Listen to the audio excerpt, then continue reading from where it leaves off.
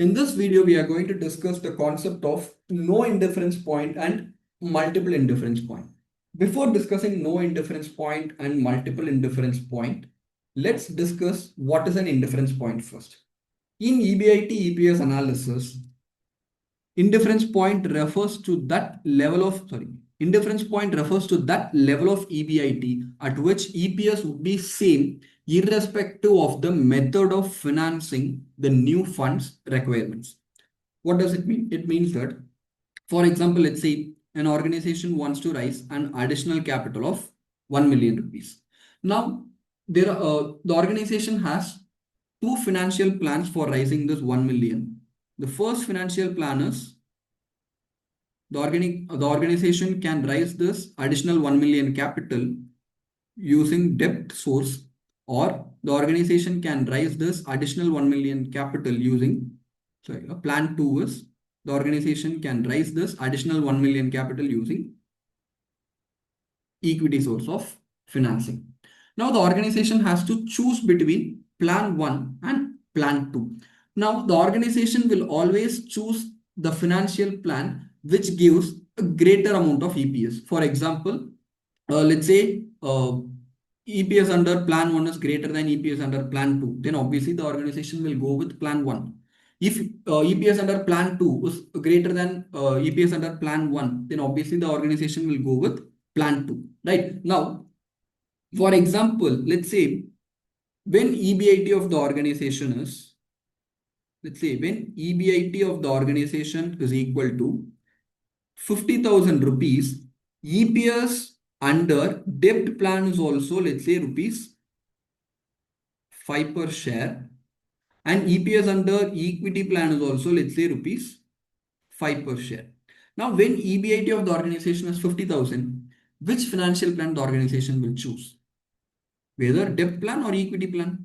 At an EBIT level of 50,000 rupees, the organization will be indifferent between both the financial plans. Why? Because EPS under both the financial plan is same. If EBIT is 50,000, the EPS under plan 1 is also rupees 5 per share, and EPS under plan 2 is also rupees 5 per share. So in such cases, we say that EBIT level of 50,000 is the indifference point. So indifference point is the level of EBIT at which EPS under both the financial plan is same irrespective of the method of financing. Whether we are using debt or equity, doesn't matter. If your EBIT is 50,000, then EPS under both the financial plan would be the same. So EBIT level of 50,000 rupees is the indifference point here.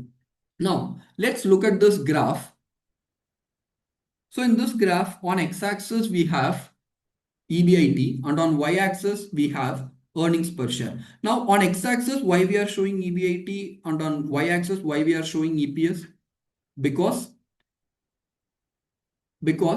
on x-axis, we should always show the, on x-axis, we should always show the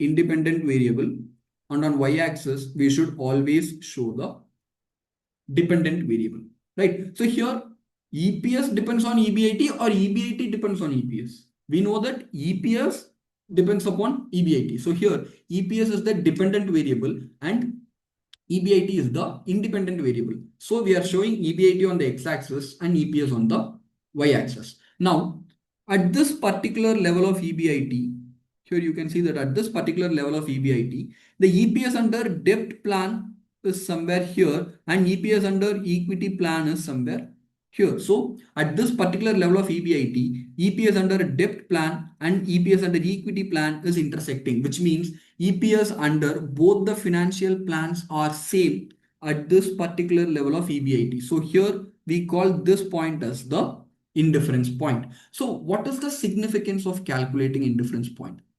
Why it is necessary to calculate indifference point? So indifference point tells us the level of EBIT at which the organization is indifferent between two financial plans, and it also tells us when to raise capital using debt and when to raise capital using equity source. So here, let's take an EBIT level that is lesser than the indifference point. So listen carefully. Let's take an EBIT level that is lesser than the indifference point. So here, let me erase it. So here, this is the indifference point, right? So at this level of EBIT, the organization is indifference between both the financial plans. Now let's take an EBIT that is lesser than the indifference point. So let's take an EBIT that is somewhere around here, right? So at this level of EBIT, what is the EPS under? What is the EPS under debt plan? The EPS under debt plan is somewhere here because this is the line for the debt plan, right? So EPS under debt plan is somewhere here. What is the EPS under equity plan at this level of EBIT? So it is somewhere here. So under which plan EPS is greater, under equity plan or under debt plan at this level of EBIT? At this level of EBIT, EPS under equity plan is greater than the EPS under debt plan, right? So if your EBIT is lesser than the indifference point, it is better to go with equity source of financing. Now, let's take an EBIT level that is greater than the indifference point. So let's take an EBIT that is somewhere around here. So at this level of EBIT, what is the EPS under equity plan? It is somewhere here.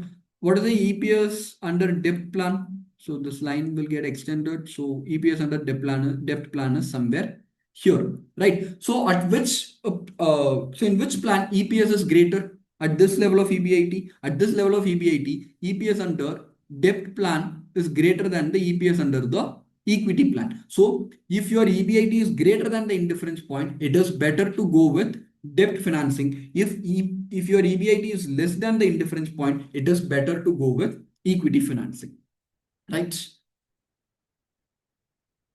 Now, we are not going to discuss how to calculate this indifference point. We have a simple formula for that. It's quite straightforward. But in this video, what we are going to discuss is we are going to discuss two cases where there could be no indifference point or where there could be multiple indifference point. Now, first, let's start with no indifference point. First, just keep in mind that if amount of equity share capital is same under two financial plans, then one of the following two situations will arise. So what they are saying. So here, let's say an organization wants to raise an additional capital of, let's say, rupees 1 million, and there are two financial plans.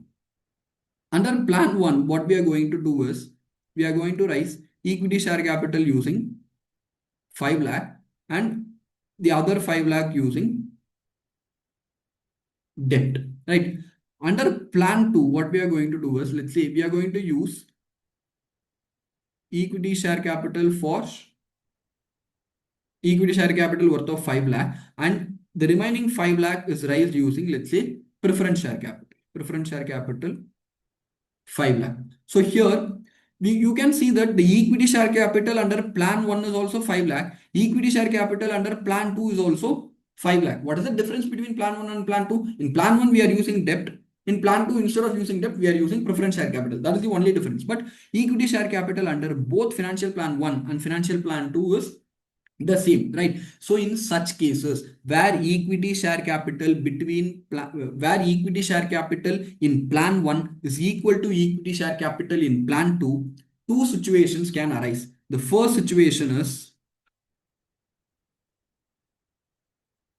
so when equity share capital under both the financial plans are same, two situations can arise. First is no indifference point. The second situation is multiple indifference point. Okay, so that is what they are saying here. You can see that. Just keep in mind that if amount of equity share capital is same under two financial plans, then one of the following two situations will arise. The first one is there could be no indifference point or there could be multiple indifference point. So first, let's look at the no indifference point situation.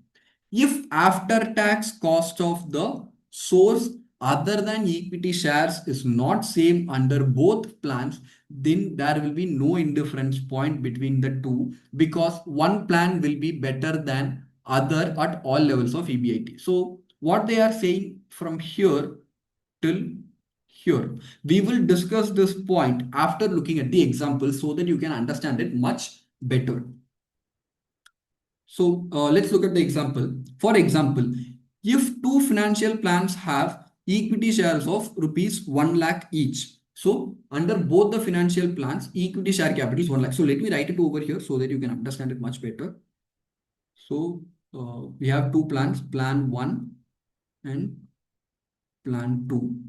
Equity share capital under both the planners same 1 lakh rupees. So when equity share capital under both the financial plans are same, what does it mean? Two situations can arise. One is either you will have no indifference point or you will have multiple indifference point, right? Now let's read further. Plan 1 has 10% debenture of 50,000 while plan 2 has 8% term loan of 50,000. So here in plan 1 we have debentures worth of how many rupees?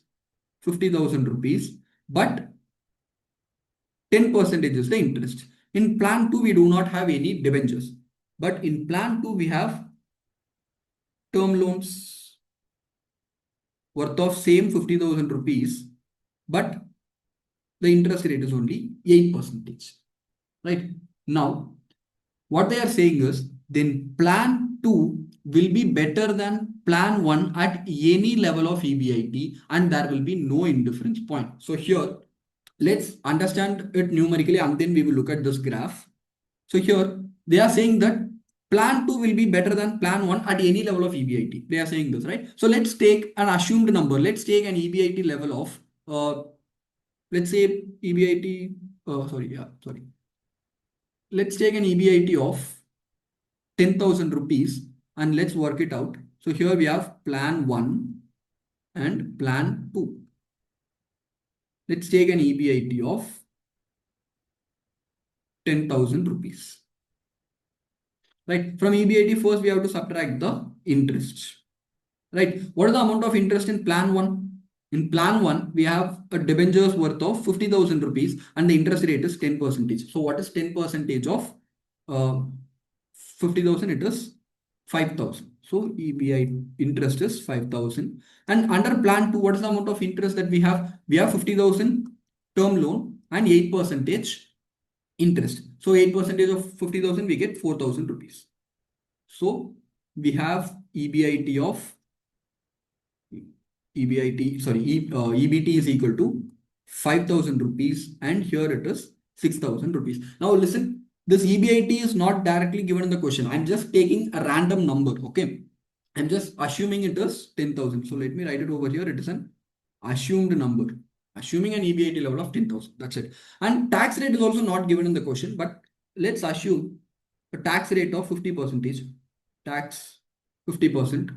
So 50% of 5,000 we get 2,500 and 6,000 50% we get 3,000. So what is the EAT? Earnings after tax is 2,500 under plan 1 and rupees 3,000 under plan 2.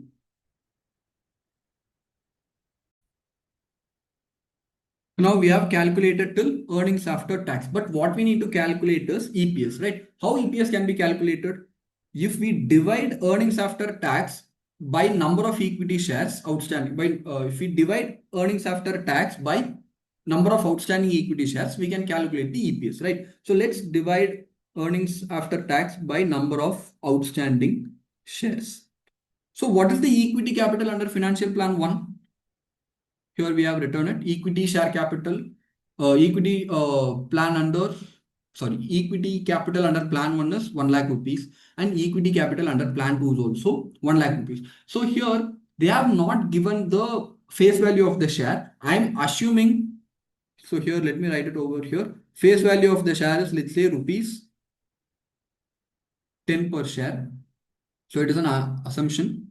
So face value is, let's say, rupees 10 per share, right? So then how many number of equity shares are outstanding?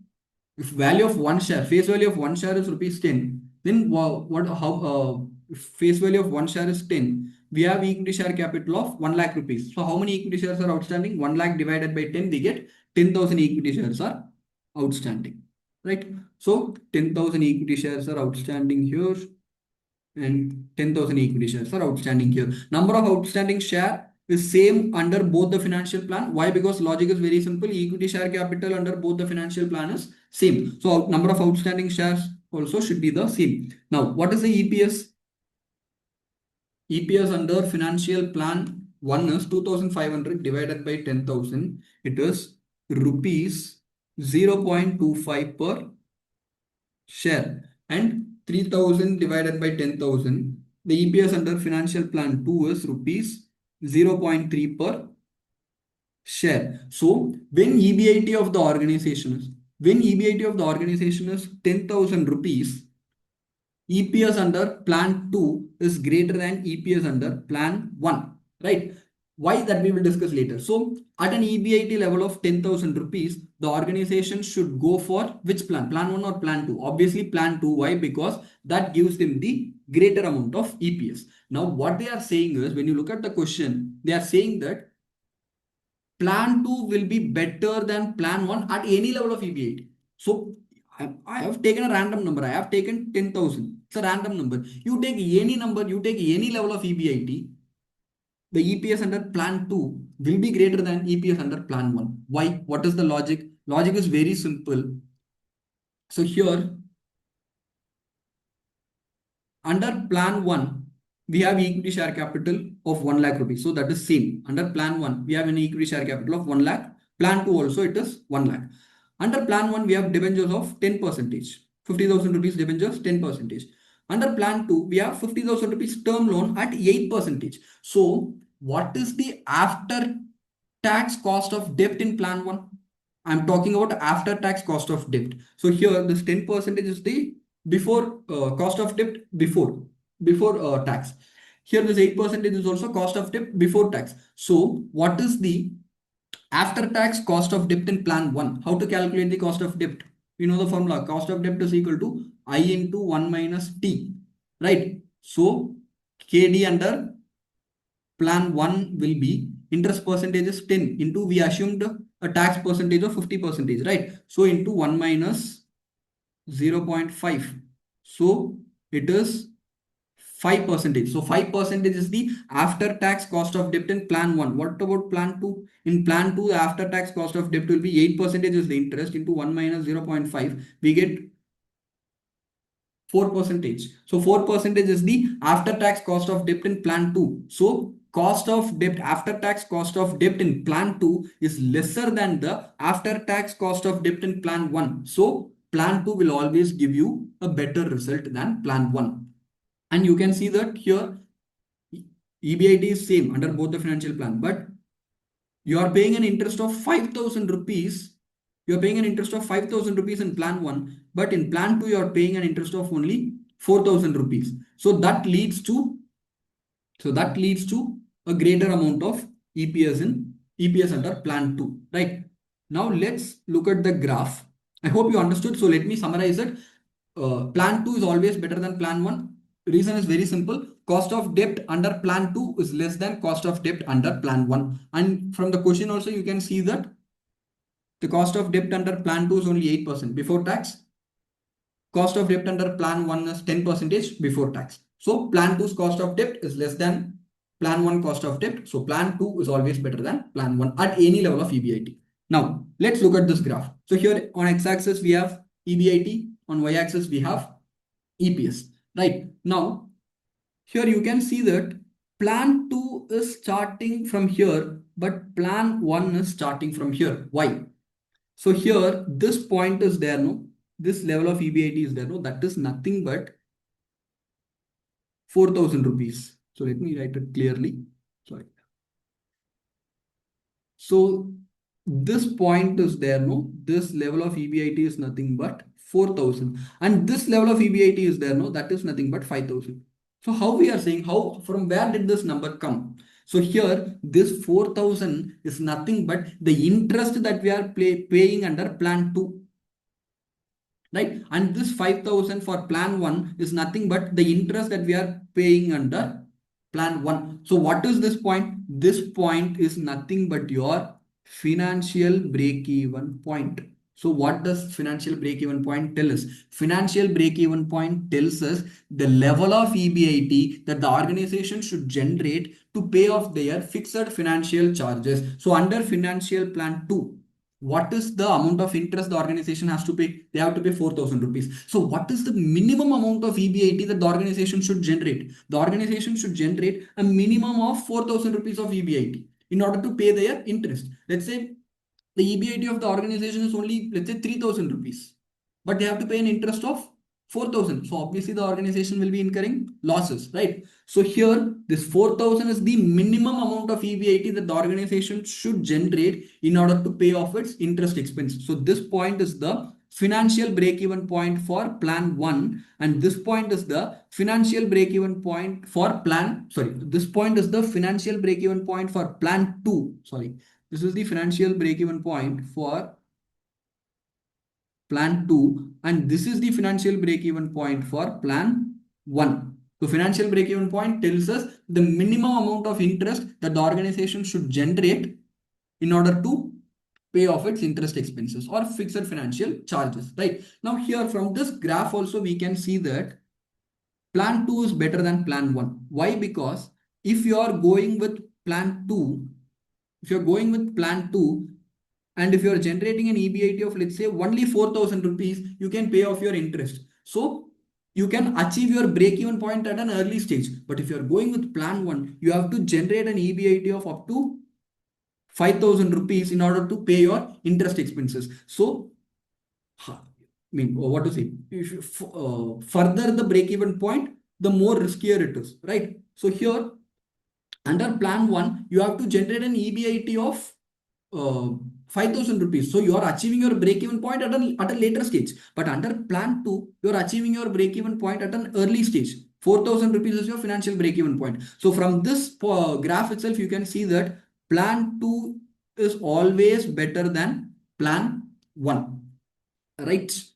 If you want, you can try this. So let's take a number between 4,000 and 5,000. Let's take an EBIT level of 4,500, and you can check it. EBIT is 4,500.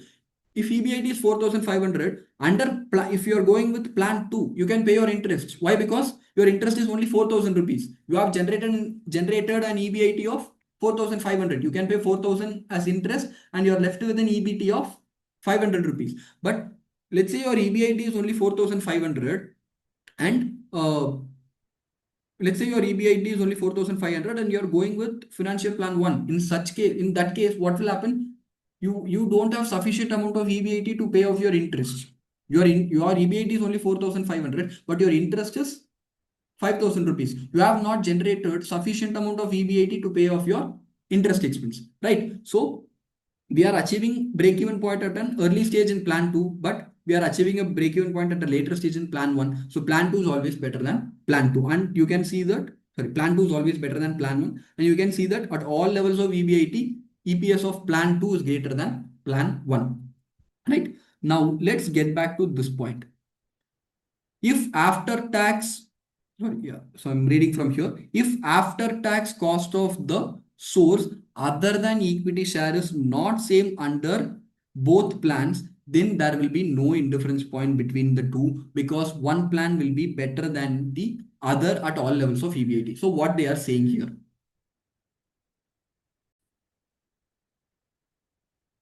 So here they are talking about after tax cost of the source other than equity. So first, in financial plan 1 and financial plan 2, other than equity, what are all the sources of finance we have? In plan 1, we have debt, and in plan 2, we have term loans, right? Now, they are talking about cost of source other than equity. So here, let me write it over here. Plan 1, we have debentures, right? And plan 2, we have term loan. So term loan and term loan, and under plan 1 we have debentures.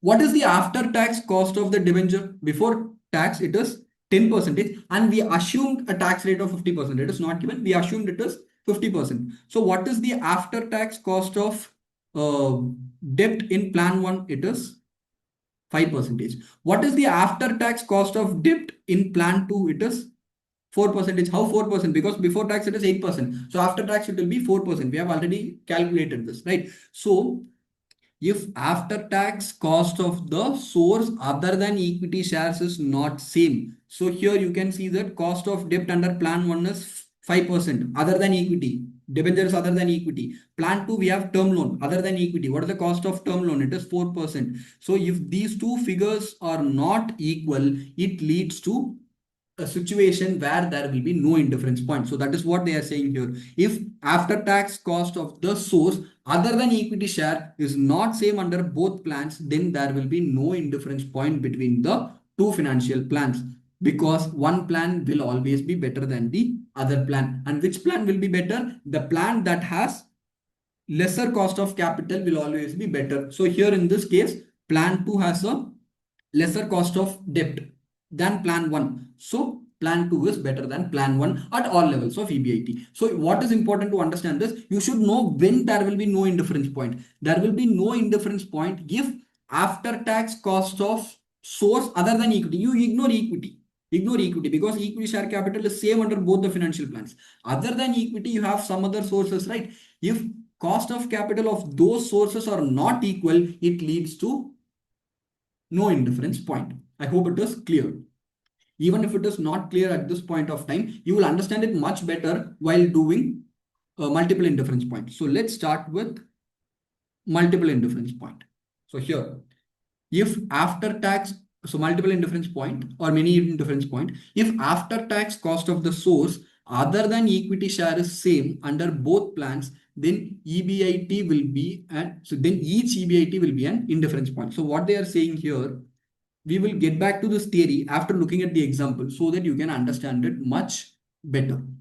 So now we will get back to this graph after solving this example. And in the ICAI study material, they have not given any example for the multiple indifference point or many indifference point. So I have taken my own example. So X Limited requires 2 lakh rupees. And for raising this 2 lakh rupees, they have two financial plan. Plan 1 is amount will be raised by equity share worth of 1 lakh. So equity share capital is 1 lakh in plan 1 and remaining by 16% debentures. Fair enough. So in plan 1, we are using two sources of finance. First one, equity 1 lakh and 16% debentures worth of rupees 1 lakh. Plan 2, the amount will be raised by equity shares worth of rupees 1 lakh and the remaining by 8% preference share. So what is important to understand here is, what is the amount of equity share capital under plan 1? It is 1 lakh. Under plan 2, what is the amount of equity share capital? It is 1 lakh. So here, under plan 1, you have an equity share capital of 1 lakh rupees. Under plan 2, also you have an equity share capital of 1 lakh rupees. If equity share capital is same under both the plans, it leads to what? It leads to two situations. One is there could be no indifference point or there could be multiple indifference point. Clear? So now, so here the plan 1 says that, okay, assume tax rate of 50%. Now what we are going to do is, let's take any number. Let's take an assumed number. So let's take an EBIT of, let's say, 1 lakh rupees, right? So let's take an EBIT of 1 lakh rupees and prepare income statement for both the plans. So we have plan 1 and plan 2. So let's say EBIT is equal to 1 lakh. So this is an assumed number, okay? So this EBIT is an assumed number. And plan 2 is also, let's say the EBIT is 1 lakh rupees. Yeah.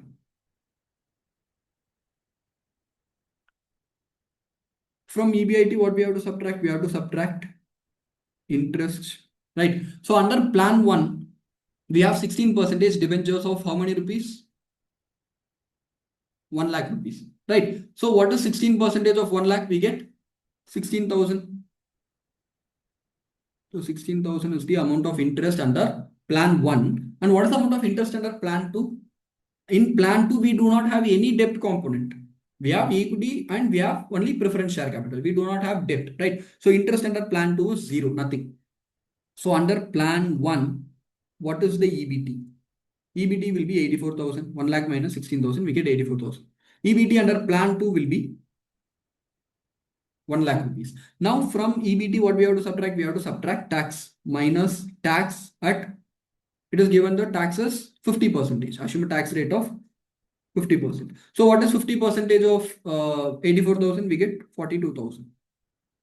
And here we have to pay a tax of 50% of 1 lakh. It is 50,000. So what is the earnings after tax? 42,000 is the earnings after tax under plan 1. Under plan 2, we have 50,000. Now, can we directly divide this number with the number of equity shares? No, you can't do that. Why? Because under plan 2, we have preference shares of 8%. Right? So, we have to pay what? Preference dividend. And preference dividend is paid out of profit after tax or earnings after tax. It is paid out of earnings after tax and not out of EBIT. Right? So, minus preference dividend at 8%. Under plan 1, no preference dividend, 0. But under plan 2, we have 1 lakh rupees of preference dividend. Right? See, I hope you're all understanding how 1 lakh rupees of debt and 1 lakh rupees of preference dividend, because totally we have to raise 2 lakh rupees of capital, out of which 1 lakh is coming in the form of equity. So remaining 1 lakh in the form of debenture. Similarly, in plan 2, we need totally 2 lakh rupees, out of which 1 lakh is coming in the form of equity, remaining 1 lakh by 8% preference shares. Right? So now 8% of 1 lakh, we get 8,000 rupees. So what is the earnings after tax available to the equity shareholders? It is 42,000 under plan 1 and 50,000 minus 8,000, we get same 42,000 under plan 1. Right? Now, number of outstanding shares, how we can calculate? So here we can, let's assume face value is equal to rupees 10 per share. It is not given, it is an assumption. Okay, and face value of one equity share is rupees 10 per share. So how many equity shares are outstanding then? 1 lakh is the total equity share capital. Value of one share is rupees 10. So number of outstanding shares will be 10,000 rupees, right? I hope you're understanding the logic. Face value of one share is 10. Then value of how many shares will be equal to 1 lakh rupees? It is 10,000 shares. So 1 lakh divided by 10, we get 10,000. So number of equity shares. Under plan 1, it is 10,000. Under plan 2 is also it is 10,000. Why? Because under plan 2 also we have the same amount of equity share capital, 1 lakh rupees, right? So what is the EPS? EPS is 0.42 under plan 1, 0.42 per share. Under plan 2 also it is same, 0.42 per share. So can we say that 1 lakh rupees of EBIT is the indifference point? At when EBIT of the organization is 1 lakh, the organization will be indifferent between both the financial plans. Why? Because EPS under both the plans are same. But here what is important to understand is 1 lakh is alone not the indifference point. You take any number on planet Earth. You take an EBIT of 1 lakh, 2 lakh, 50,000, 25,000, 1 lakh 23,456, or 2 lakh 34, 567. You take any number of EBIT, EPS under both the financial plans will always be same. So let me do it for one more level of EBIT quickly. So let's solve it. Let's take plan 1 and plan 2. Let's do it quickly. EBIT is, let's say, 50,000 rupees. Plan 2 is also 50,000. From plan 1, what we have to subtract first? Interest. What is the amount of interest in plan 1? We already know that it is 16,000. Plan 2, no interest. So what is the EBT under plan 1? EBT is 34,000. EBT under plan 2 is 50,000. Now from this, what we have to subtract? We have to subtract tax. At how many percentage? 50% tax. So what is 50% of 34,000? We get 17,000. 17,000. We have to subtract here 50% of 50,000. We get 25,000. So what is EAT? Here 17,000 EAT, and here it is 25,000. So under plan 1, so here we have a preference dividend. We have preference share capital only at plan 2. No preference share capital in plan 1. So preference dividend is 0 in plan 1, but it is 8,000 in plan 2. How 8,000? We already saw that in plan 1 itself. Sorry, before itself we saw how did this 8,000 came. It is nothing but 8% of 1 lakh. So what is earnings available to equity shareholders? It is 17,000 under plan 1, 17,000 under plan 2. So what is the number of outstanding shares? We calculated it. Number of equity shares 10,000 and under both the plans, right? So divided by the number of outstanding shares, 10,000 under plan 1, 10,000 under plan 2. So what is the EPS? Under plan 1 also the EPS is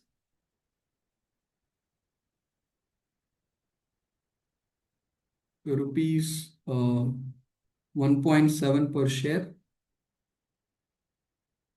and plan 2 also it is rupees 1.7 per share. So you take any number of EBIT, EPS under both the plans will always be same, right? And I think I made a mistake here. This is not 0.42, no, this is 4.2, not 0.42. Sorry. It is not 0.42 per share, it is 4.2 per share.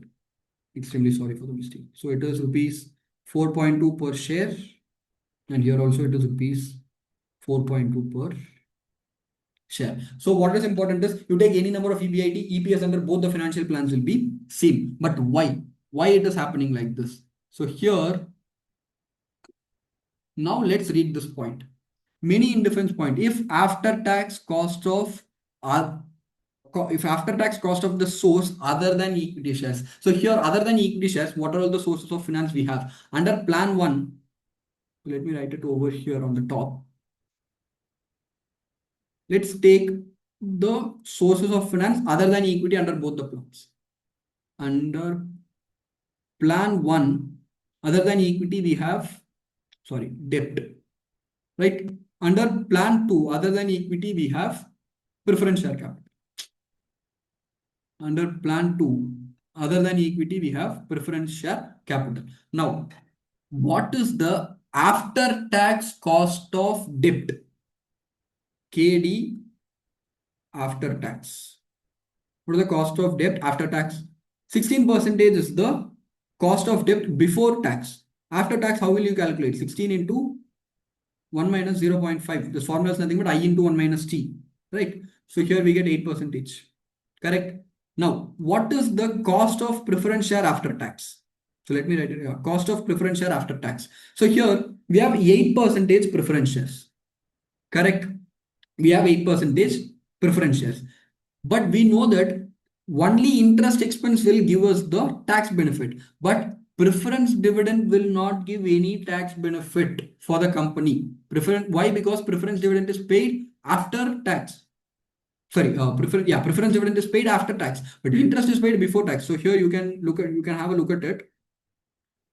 We are paying interest amount before paying tax to the government. So interest will reduce your EBIT. Sorry, interest will reduce your EBT so that you will pay less tax to the government. But what is happening here? Preference dividend is paid after tax. So here first we are paying tax to the government. After that only we are paying preference dividend to the preference shareholders, right? So preference dividend will not give any tax benefit to the company. I hope it is clear, right? So what is the cost of preference share here? It is same, 8%.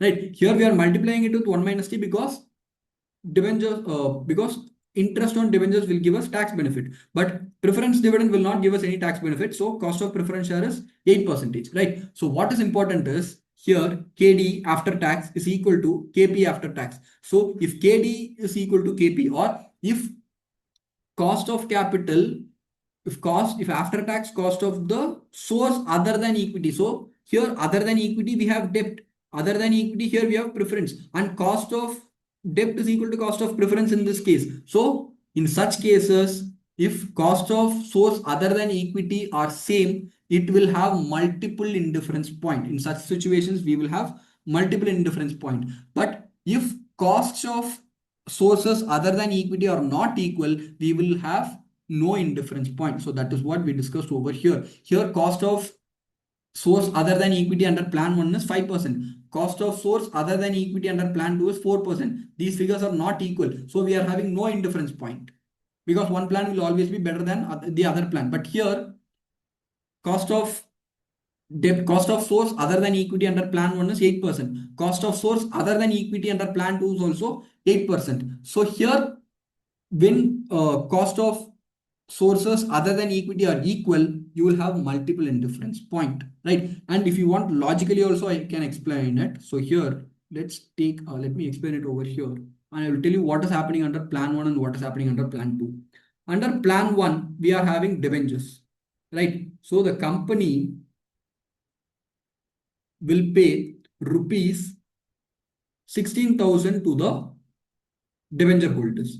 Now, payment of interest, this is interest, okay? Payment of interest of 16,000 rupees will decrease the profit of the company, right? So profit of the company will reduce by 16,000 rupees. Now, if your profit is reducing, you will pay more tax or less tax. Obviously, you will pay less tax to the government, right? Now, while paying tax to the government, the company can save tax on this 16 rupees, right? Because of paying interest to the debenture holders, profit of the company will decrease by 16,000. So the company is earning 16,000 rupees of less profit. So the company can save tax on this 16,000 rupees, right? So what is the amount of tax they can save? 16,000 into tax rate is 50%. So it is 8,000. So what is the net cost for the company? The company paying 16,000 to the debenture holders. This is the cost, and this 8,000 is the savings for the company. So what is the net cost? Net cost is only 8,000 rupees. So the 16,000 paid to debenture holders. Because of paying 16,000 to the debenture holders, you are getting a tax benefit of 8,000 rupees. So net cost for the company is only 8,000. Right. Similarly, what is happening under plan 2? Under plan 2, the company is paying 8,000 rupees of preference dividend to the preference shareholders. Does this 8,000 give us any tax benefit? No. Why? Because preference dividends are paid after tax. Preference dividends are paid out of earnings after tax. It is not paid out of earnings before tax. It is paid out of earnings after tax, right? So preference dividend will not give us any tax benefit. So the net cost is same 8,000 rupees. There is no tax savings here. So net cost under plan 1 is also how much? 8,000. Net cost under plan 2 is also same 8,000, right? So the cost of sources other than equity under plan 1 is also 8,000. Under plan 2 is also 8,000. So all level of EBIT is an indifference point. I hope you have understood that. Now let's look at the graph for indifference. Let's look at the graph for many indifference points. So here you can see that both plan 1 and plan 2, both line will coincide at all levels of EBIT. Right? You take any level of EBIT, EPS under plan 1 and plan 2 will be same. Right? So here at every level of EBIT is an indifference point. I hope it is clear. And one more important thing. So here we are starting the line from this point, right? So this is nothing but the amount of interest that we have to pay under both the points. So here the break-even point will be 16,000, which is nothing but the amount of interest that we have to pay under plan 1, right? So this is the break-even point. So 16,000 is the minimum amount of EBIT that the company should generate in order to pay off its interest.